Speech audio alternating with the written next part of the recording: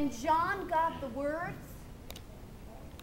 I didn't get to say, John, page 7, you need to put this. Or John, what I really meant on page 3 was this. My words had to be exactly what I wanted them to be before they got to John, before they got to the editor, because he then needed to use his imagination in order to create the images that went with Shy Fellow. But I did not have the opportunity to correct him later. So we had to make sure that all the words were right. So I did a lot of hard work. I picked the right verbs, I picked the words that rhymed really well, but in the process, do you think I did it on my first time around? No, I had to go back and revise and revisit my work and revision my work because I wanted to make it the best it could be. So I'm going to show you a little bit about that. We'll go to the next page, thanks. Now this is a sloppy copy of mine. After I put it on the computer, I usually keep my ideas, like you guys, in notebooks, whether it be my writer's notebook that's full now, or a little writer's notebook that I carry around with me when I go for a nature walk or something like that. But after I did that, then I came home and I worked on the computer. And you can see up here, I was thinking out loud about what I might want to write about. Was it going to be that Shy Fellow was going to swallow a drum, and maybe he would hum? Or was Shy Fellow going to swallow a cello, and maybe bellow? Or might he swallow first the bell, and maybe he would yell? Well, after going through some of those ideas, well, if I started with the drum, it's kind of medium size, and I wanted to go up or down in size, so that wasn't going to work.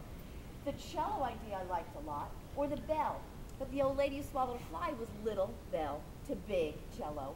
So I decided I wanted to go from big cello down to little bell. So I decided on that one. Next page shows my, again, a sloppy copy. I'm thinking out loud about words that I might use to describe the cascabel. And I used my the, and I wrote down all those words on the side so that I could make choices. That's what we have as writers, the power of choice, to pick just the right word that we think is best for our section. Another page. One more. Now here, you can see how originally my story ended.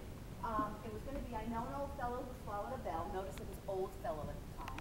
The teeniest, tiniest cast a bell of a bell. Now I'm sure the ending you can foretell will be bellow, that fellow would bellow and bellow and bellow. Originally when I wrote it, after you swallowed the bell, boop, that was it. It ended, you bellowed. My writing friend said to me, go push yourself as a writer.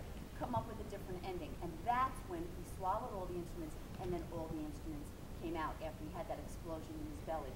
So by going to my writer's group and them encouraging me, hey, you don't have to do the ending the same as the old lady, I had fun with it, and it came out to be a better story because of it. And then you can see the last line on the first section. It says, out popped the cello. When I first was writing it, I used a lot of different words to describe how the instruments came out. What did I end up with in the story? How did the cello come out?